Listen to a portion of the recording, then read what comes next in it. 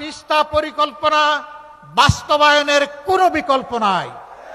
কার ভালো লাগলো আর কার লাগলো না এগুলা দেখার আমাদের সময় নাই।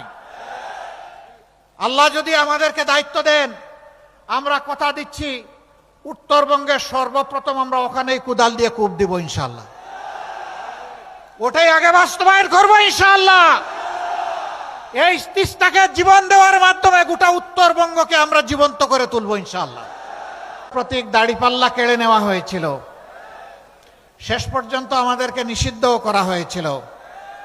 আমাদের 11 জন সিনিয়র নেতাকে হত্যা করা হয়েছিল, 1000-এর কাছাকাছি সহকর্মীকে হত্যা করা হয়েছিল। আমাদের অসংখ্য ভাইদেরকে আয়নাগরের বন্দী বানানো হয়েছিল। আমাদের নেতৃবৃন্দের ঘর বাড়ি বুলডোজার দিয়ে ভেঙে দেওয়া হয়েছিল। এর অনেক কিছুই অনেক দলের সাথে করা হয়নি, যেটা আমাদের সাথে করা হয়েছে। যেন আমরা এই দেশের কেউ নই। আমরা আমাজনের জঙ্গল থেকে বেরিয়ে হঠাৎ করে বাংলাদেশে ঢুকে পড়েছিলাম, এইরকম একটা আচরণ আমাদের সাথে করা হয়েছে। আল্লাহ সাক্ষী, বাংলাদেশের 18 কোটি মানুষ সাক্ষী, বিশ্ববাসী সাক্ষী। তারা তাদের সন্ত্রাসের যাত্রা শুরু করেছিল 2006 সালের 28শে অক্টোবর পল্টন মোড়ে দিনে দুপুরে লগি বৈঠা দিয়ে মানুষ পিটিয়ে পিটিয়ে হত্যা করার মাধ্যমে। মরা লাশের উপর উঠে তারা নাচানাচিও করেছিল। এরা কোন প্রজাতির আমরা জানি না। আল্লাহ তাআলা সেই অবস্থা থেকে এই জাতিকে মুক্তি দিয়েছেন আলহামদুলিল্লাহ। আমরা আশা করেছিলাম, শুধু আমরা নই, অন্যান্য রাজনৈতিক দল, আলিম উলামা, সমাজের সুশীল সিভিল সোসাইটির সদস্য, সাংবাদিক বন্ধুগণ, কাউকে ওরা ছেড়ে কথা বলেনি। আমাদের আশা ছিল 5 তারিখের পরিবর্তনের পর সকলে এইখান থেকে শিক্ষা নেব, কেউ আর জনগণের সম্পদ, ইজ্জত এবং জীবনের দিকে হাত বাড়াবো না। আমাদের আশা কি পূরণ হয়েছে? রংপুরের মানুষ খুবই ভালো, শিক্ষিত এবং ভদ্র, অল্পে তুষ্ট। এই এলাকার মানুষ মোটেই চাঁদাবাজি করে না। এখানেও চাঁদাবাজ আছে? আহারে, তাইলে যাব কোথায়? এইরকম একটা এলাকায় চাঁদাবাজ আছে। এখানে বিভিন্ন স্ট্যান্ড দখল হয়, এখানেও হয়। এখানে মামলা বাণিজ্য হয়, এখানেও হয়। আমরা ছিলাম সবচেয়ে বড় মজলুম, আমরা তো ওইরকম মামলা করলাম না। আমাদের করা মামলায় তো শত শত আসামি নাই। আমরা আমাদের লোকদেরকে বলেছিলাম, অবশ্যই ন্যায় বিচার পাওয়ার অধিকার সকলের আছে, আদালতের আশ্রয় নেওয়ার অধিকার আছে, কিন্তু সাবধান, একটা নিরীহ মানুষকেও আপনার অভিযোগের তালিকায় অন্তর্ভুক্ত করতে পারবেন না। সুনির্দিষ্ট ব্যক্তি ছাড়া যে অপরাধ করেছে কাউকে মামলায় আসামি বানানো যাবে না। আলহামদুলিল্লাহ, আমরা হাজার হাজার মামলা করি নাই। যে কয়টা মামলা করেছি এর মধ্যে 8টা মামলা আছে যেখানে আসামি মাত্র একজন। কারণ ওখানে আমরা দ্বিতীয় কোনো দোষী ব্যক্তি খুঁজে পাইনি, এই জন্য একজনকেই আসামি বানিয়েছি। আমরা যাদেরকে আসামি করেছি তাদের কারো কাছ থেকে আমরা চান্দা বাট্টা উঠাই নাই। আমরা বলি নাই, হ্যাঁ তোমার নামটা হয়তো ভুলে ঢুকে গেছে, কিন্তু ঢুকে গেছে, এখন বের করতে গেলে কিছু খাজনা দেওয়া লাগবে। কাউকে বলি নাই। এ বাংলাদেশের মানুষ সাক্ষী। আমরা চাই না যে কোনো একটা নিরীহ নিরপরাধ মানুষ কারো প্রতিহিংসার শিকার হয়ে অথবা লোভ লালসার শিকার হয়ে একদিনের জন্য জেলের ভাত খাক, এটা আমরা চাই না। কারণ 15.5 বছর আমরা দফায় দফায় জেলে গিয়েছি, আমরা জানি জেল কি জিনিস। বিনা অপরাধে আমাদেরকে জেলে পুরা হয়েছে। আমরা জানি যারা অপরাধ না করে জেলে যায় তাদের মানসিক অবস্থাটা কেমন হয়। যেহেতু আমরা নিজেই মজলুম হয়েছি, আমরা কাউকে মজলুম বানাতে চাই না। আমরা কি চাই? আমরা চাই একটি সাম্যের বাংলাদেশ, একটি দুর্নীতিমুক্ত বাংলাদেশ, একটি চাঁদাবাজ মুক্ত বাংলাদেশ, একটি দখলবাজ মুক্ত বাংলাদেশ, একটি আধিপত্যবাদ মুক্ত বাংলাদেশ। আমরা চাই আমাদের যুব সমাজ যে দাবি নিয়ে, মৌলিক দাবি নিয়ে রাস্তায় নেমেছিল আর চিৎকার দিয়ে বলেছিল উই ওয়ান্ট জাস্টিস, আমরা চাই সেই ন্যায় বিচারের বাংলাদেশ। এই বাংলাদেশ যারা গড়ার কথা বলবেন তাদের নিজেদের চরিত্র দিয়ে প্রমাণ করতে হবে যে তারা এটার উপযুক্ত। কোন অসৎ দুর্নীতিবাজ তারা যদি অনেক সুন্দর সুন্দর কথা এবং গল্প শোনায়, এদেরকে কখনো বিশ্বাস করবেন না। এরা নির্বাচনেই রঙিন স্বপ্ন দেখিয়ে মজার মজার কথা বলে আপনাদেরকে একেবারে দেখবেন যে চৌথাই আসমানে পাঠিয়ে দিচ্ছে।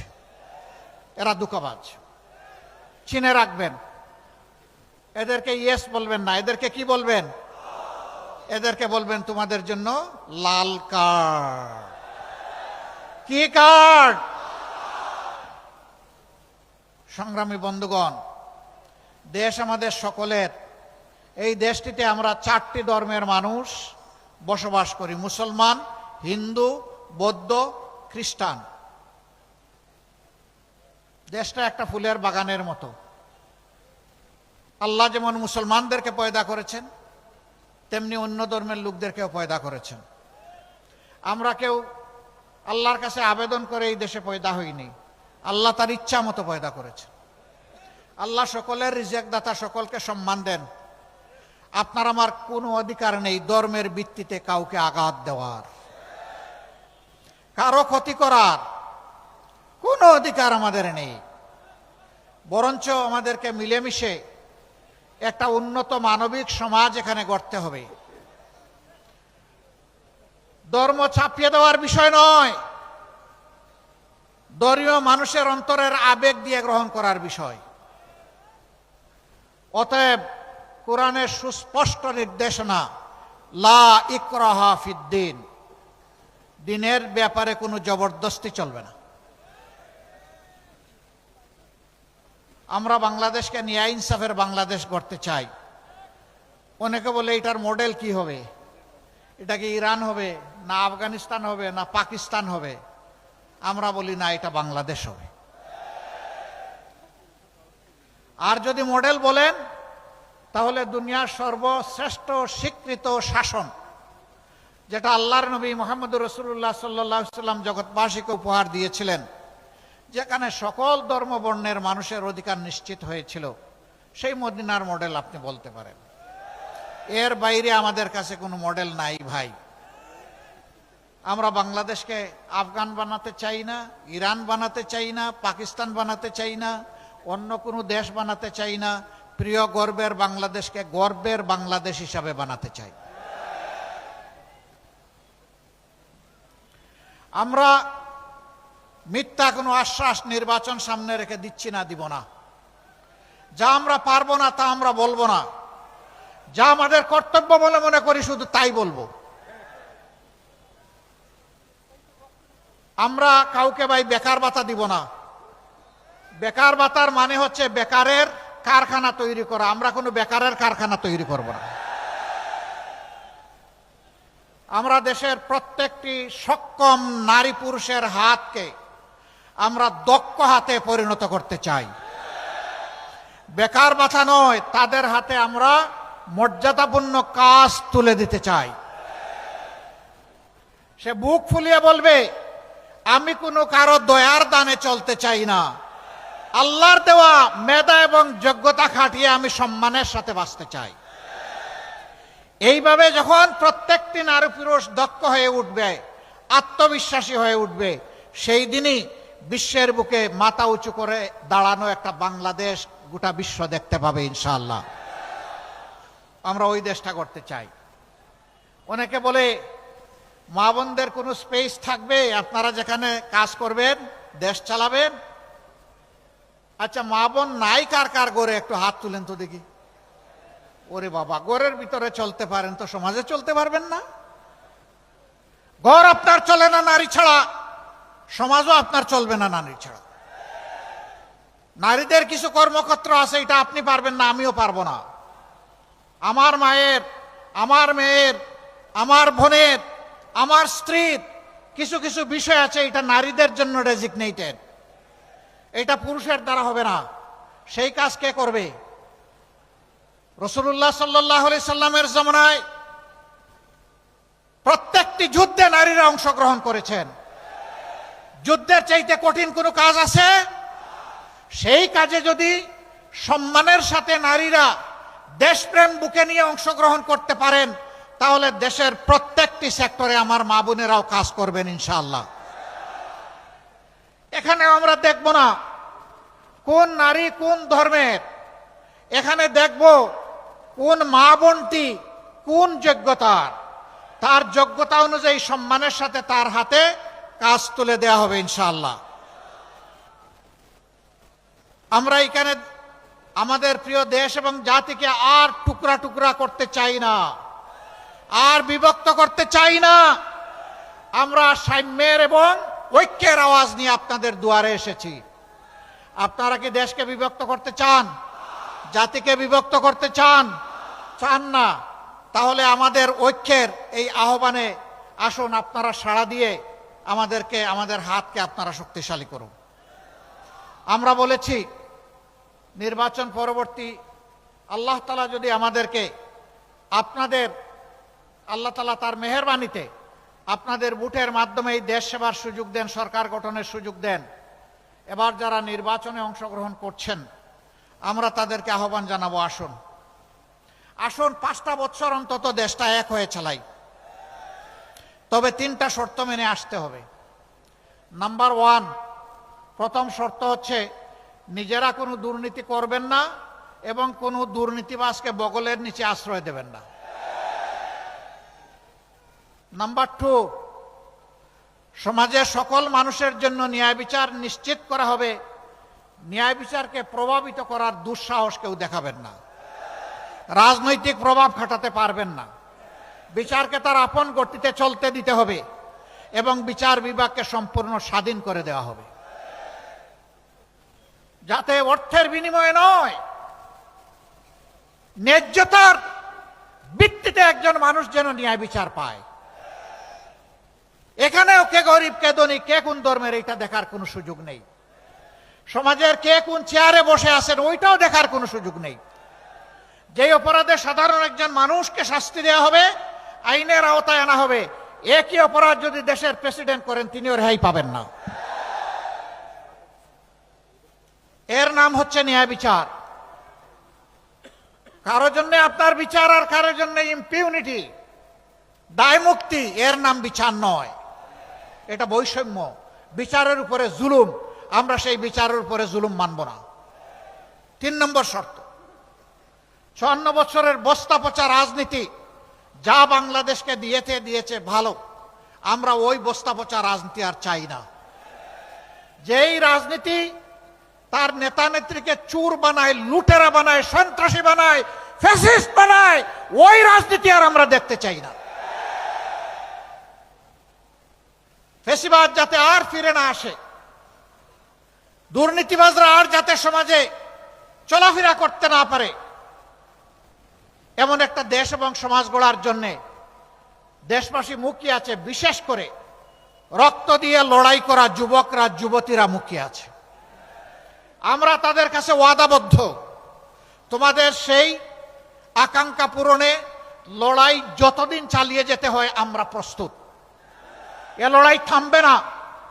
এ লড়াই তখনই পূর্ণতা পাবে যখন জনগণের এবং বিশেষ করে আমাদের যুব সমাজের আকাঙ্ক্ষা পূরণ হবে। সম্মানিত ভাই ও বন্ধুগণ, এই 3 শর্তে যারা দেশ গড়ার কাজে অংশ নিতে চাইবেন আমরা তাদেরকে বলবো মোস্ট ওয়েলকাম, আসেন। সবাই মিলে আমরা আগামীর বাংলাদেশটা গড়ে তুলব, স্বপ্নের বাংলাদেশটা গড়ে তুলব। এবার আসেন, জাতীয় পর্যায়ে তো অনেক কিছু বললাম, রংপুরের ব্যাপারে কি বলা যায়? এখানকার মানুষ খুবই ভালো, এত ভালো যে নিজের দাবিটাও ভালো করে বলে না, এত ভদ্র নিজের দাবি আদায়ে মজবুত লড়াইও করে না। তাই বলে কি রংপুরের মানুষ আমাদের সৎ ভাই? না, আমরা পরস্পর ভাই ভাই। কিন্তু 54 বছর কি আচরণ করা হয়েছে রংপুরবাসীর সাথে, এর সাক্ষী আপনারা, আমি নই। রংপুর এই বিভাগ কি অপরাধ করেছে? বাংলাদেশের শস্য ভাণ্ডার এই উত্তরবঙ্গ, কিন্তু এই শস্য যারা ফলায় তাদের মুখের দিকে তাকানোর কোনো দায়িত্ব কি সরকারের নাই? যদি থেকে থাকে তাহলে প্রতি বছর বর্ষা আসার সাথে সাথে এই এলাকার মানুষ আতঙ্কগ্রস্ত হয়ে পড়ে কেন? তিস্তা, ধরলা, ব্রহ্মপুত্র, আর একটা কি জানি, করতোয়া নাকি, না হ্যাঁ করতোয়া, এই যে নদীগুলো, এইগুলো আল্লাহর দান, বিশাল নিয়ামত, কিন্তু দশকের পর দশক এই নদীগুলার উপরে অত্যাচার করা হয়েছে। এগুলাকে জীবন দিয়ে রাখা হয়নি। বাজেট বরাদ্দ হয়েছে, নদীর বালু উপরে উঠে নাই, টাকা পকেটে এবং পেটে চলে গেছে। যার কারণে আজকে যখন ঢাকা থেকে আসছিলাম, উপর থেকে দেখলাম এত নদী নয়, এক একটা বিশাল মরুভূমি। এই নদীকে জীবন ফিরিয়ে দিতে হবে। নদী জীবন ফিরে পেলে উত্তরবঙ্গ জীবন ফিরে পাবে ইনশাআল্লাহ। তাই তিস্তা পরিকল্পনা বাস্তবায়নের কোনো বিকল্প নাই। কার ভালো লাগলো আর কার লাগলো না এগুলা দেখার আমাদের সময় নাই। আল্লাহ যদি আমাদেরকে দায়িত্ব দেন, আমরা কথা দিচ্ছি উত্তরবঙ্গের সর্বপ্রথম আমরা ওখানেই কুদাল দিয়ে কূপ দিব ইনশাআল্লাহ। ওটাই আগে বাস্তবায়ন করবো ইনশাআল্লাহ। এই তিস্তাকে জীবন দেওয়ার মাধ্যমে গোটা উত্তরবঙ্গকে আমরা জীবন্ত করে তুলবো ইনশাআল্লাহ। এইখানে তিস্তা মহাপরিকল্পনা যখনই বাস্তবায়ন হবে তখন অনেকগুলা উন্নয়নের দুয়ার খুলে যাবে। আমরা ইনশাআল্লাহ জায়গায় জায়গায় এগ্রো বেসড ইন্ডাস্ট্রি গড়ে তুলব। আপনাদের পণ্যের ন্যায্য মূল্য নিশ্চিত করা হবে, পণ্য সংরক্ষণের যথাযথ ব্যবস্থা করা হবে। ফলমূল যা ফলে উত্তরবঙ্গে তা দিয়ে সারা বছর বাংলাদেশের মানুষ আনন্দে খেতে পারত, কিন্তু এগুলা সংরক্ষণের কোনো ব্যবস্থা নেই বলে খুব তাড়াহুড়া করে পচে গলে অথবা বিক্রি করে সব শেষ হয়ে যায়। আমরা এই যন্ত্রণা থেকেও উত্তরবঙ্গের আমাদের চাষি কৃষক ভাইদেরকে বের করে আনতে চাই। এখনো মান্দাতার আমলের কৃষি ব্যবস্থা এখানে চলবে কেন? যুগ বহুদূর এগিয়ে গিয়েছে। আমরা আধুনিক প্রযুক্তি নির্ভর কৃষি শিল্পের বিপ্লব ঘটাবো ইনশাআল্লাহ। এই বিপ্লব শুধু উত্তরবঙ্গের ভাগ্য খুলে দিবে না, এই বিপ্লব বাংলাদেশের 18 কোটি মানুষের কপাল খুলে দেবে। আমরা উত্তরবঙ্গকে কৃষি বিপ্লবের রাজধানীতে পরিণত করতে চাই। এর জন্যে কৃষি প্রযুক্তি ভিত্তিক বিশ্ববিদ্যালয় গড়তে হয়, তাই করা হবে ইনশাআল্লাহ। ইন্ডাস্ট্রি স্থাপন করতে হয়, সেইটা করা হবে। সরকারি, বেসরকারি এবং যৌথ উদ্যোগ সব কিছুতে যদি আমরা সেই উদ্যোগ নিতে পারি, বিদেশিরাও এখানে বিনিয়োগ করতে আসবে। এরকম যখন ইন্ডাস্ট্রিয়াল বেস হয়ে যাবে, আর উত্তরবঙ্গের মানুষকে ছোট্ট একটি চাকরির জন্য পেরেশান হয়ে ঢাকার দিকে ছুটতে হবে না। উত্তরবঙ্গই ঢাকার ফ্যাসিলিটি ঘরে ঘরে এনে দেবে। আমরা চাই না উত্তরবঙ্গ আর বঞ্চিত থাকুক। বলবেন যে এরকম তো যুগে যুগে অনেকেই বলেছে, আপনারা যে কথা রাখবেন তার নিশ্চয়তা কি? আমরা 5 আগস্ট বলেছিলাম আমরা কথা রাখবো, হে জাতি আমরা মজলুম, কিন্তু আমরা কারো উপর থেকে প্রতিশোধ নিব না। আল্লাহর কসম, একটা মানুষের দিকে আমরা হাত বাড়াইনি। আমরা কি কথা রেখেছি? আমরা বলেছিলাম আর্থিকভাবে আমাদেরকে ক্ষতিগ্রস্ত করা হয়েছে, কিন্তু তাই বলে আমরা চাঁদাবাজি করব, এটা হবে না। আমরা কি চাঁদাবাজি করেছি? আপনাদের সাথে দেওয়া কথা আমরা রক্ষা করেছি। আমরা বলেছিলাম আমরা মামলা বাণিজ্যে নামবো না, আমরা নামি নাই। আমরা কি কথা রাখতে পেরেছি? ইনশাআল্লাহ আমরা কথা রাখবো। আমাদের 2 জন ভাই মাত্র 5 বছরের জন্য 3টা মন্ত্রণালয় পরিচালনা করেছিলেন। সততা, স্বচ্ছতা এবং দক্ষতার সাথে তারা সেই মন্ত্রণালয় পরিচালনা করেছেন। তারা সৎ ছিলেন, তারা স্মার্ট ছিলেন, তাদের দিকে কেউ আঙ্গুল তোলার সাহস করে নাই। যে এই মন্ত্রণালয়ে অপরাধ হয়েছে অথবা এখানে স্বজনপ্রীতি করা হয়েছে, এটা বলার সাহস কারো হয় নাই। কেন জানেন? তারা আল্লাহকে ভয় করতেন। আমরা যে কথাগুলো আপনাদেরকে বলছি, আমাদের সবগুলা কথার সাক্ষী হয়ে যাচ্ছেন স্বয়ং আল্লাহ রাব্বুল আলামিন। আমরা সেই আল্লাহকে ভয় করি। আল্লাহকে ভয় করে আপনাদেরকে সাথে নিয়ে, আপনাদের সাথে পরামর্শ করে উত্তরবঙ্গকে নূতনভাবে সাজাবো ইনশাআল্লাহ।